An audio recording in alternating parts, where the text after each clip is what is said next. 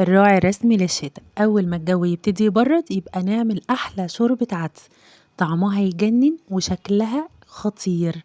يلا بينا على المقادير ونشوف حضرناها ازاي. أول حاجة في حلة كبيرة معايا على النار هضيف معلقة كبيرة من السمنة البلدي، وعليها هضيف 3-4 فصوص من الثوم، جزرتين كبار، بصلاية كبيرة، جزراية كبيرة، 3 وحدات من الطماطم. ودي مقادير كوبايتين من العدس. هشوح كل الخضار ده مع بعضه شوية الأول، وحاولوا ما تقطعوش الخضار كبير قوي علشان يستوي معانا بسرعة. اول ما الخضار يتشوح شوية هنزل عليهم بربع معلقة صغيرة من الكاري والكمون والكزبرة والملح والفلفل الاسود. واختياري معانا بنضيف مكعب من مرقة اللحمة او مرقة الفراخ، بتنقل طعمها وريحتها في حتة تاني خالص، وده اختياري، لو مش حابين ما تضيفوهاش. بعد ما الخضار اتشوح مع التوابل حطيت عليهم كوبايتين من العدس المغسول، بس مش منقوع، مغسول ومتصفي كويس جدا. بضيف العدس وبديهم تقليبتين 3 بس، مش هكتر عن كده. وبعد كده هنزل عليهم بمية مغلية او مية باردة زي ما تحبوا عادي جدا. في الوقت ده شموا ريحة خطيرة لا تقاوم، ريحة تجنن، هتقلب البيت حرفيا. شايفين اصلا شكله من قبل ما يستوي ما شاء الله كان خطير. هغطيه بقى، بس مش هغطيه للاخر، يعني هسيب كده فتحة تهوية في الحلة زي ما انتوا شايفين، وهدي النار للوسط. ما شاء الله شكله تحفة وريحته تجنن، وهو كده يعتبر خلاص استوى. نعرف منين؟ لما نطلع كده واحدة جزر، لان الجزر اكتر حاجة بتاخد تسوية، ونضغط عليها بالمعلقة كده نلاقيها بتتفتفت معانا وبتتهرس لو ضغطنا عليها.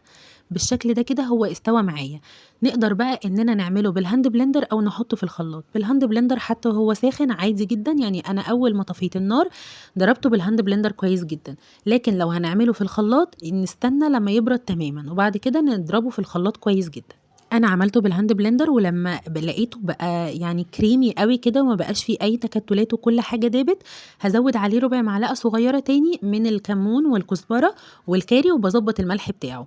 في الوقت ده نقدر نقدمه كده، وهيبقى معانا احلى والذ شوربه عدس ممكن تدوقوها في الدنيا. لكن انا زودته نص كوبايه ميه وسبته يغلي على نار هاديه شويه على ما احضر الشعريه. معلقه كبيره من السمنه وبحط عليها نص كوبايه من الشعريه، هحمرها لحد ما تكون لونها ذهبي كده فاتح زي ما انتوا شايفين. ونص كوبايه من الشعريه مقدار مظبوط جدا على كوبايتين العدس. واسمعوا بقى معايا صوت الطشه اللي تاخد القلب، خطيرة. ريحته كانت قلب البيت حرفيا، كانت ريحته تجنن، وقوامه مظبوط وما فيهوش ولا غلطة. في الوقت ده هنسيبه 5 دقايق بالظبط على نار هادية، ونفضل نقلب فيه علشان الشعرية ما تتكتلش معانا وتستوي كويس. شايفين بقى قوامه اتظبط ازاي بعد ما استوى؟ تحفة، ما فيهوش ولا غلطة، ما شاء الله كانت ريحته قلب البيت. ومش عارفة اوصف لكم الطعم كان عامل ازاي، خطير. وطبعا العدس ما يحلاش غير بعصرة الليمون والعيش المحمص الجميل ده. وبس كده يكون فيديو النهاردة خلص، يا رب تكونوا استفدتوا منه. وكالعادة ما تنسوش تقولوا لي رأيكم لو جربتوا الطريقة وعجبتكم.